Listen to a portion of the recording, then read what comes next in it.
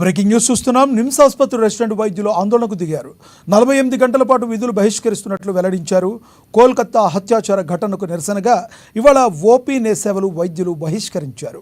Resident వైద్యులు 450 మంది విధులకు దూరంగా ఉంటారని రెసిడెంట్ వైద్యుల అసోసియేషన్ ఆసుపత్రి డైరెక్టర్కి రాసిన లేఖలో వివరించింది.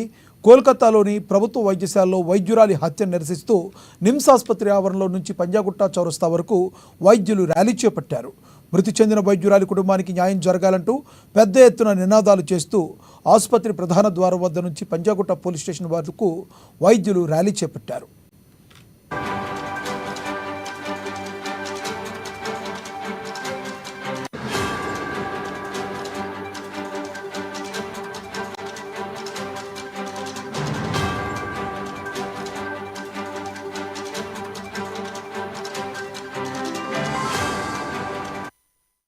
బ్రేకింగ్ న్యూస్ చూస్తున్నాం. నిమ్స్ ఆసుపత్రి రెసిడెంట్ వైద్యులు ఆందోళనకు దిగారు.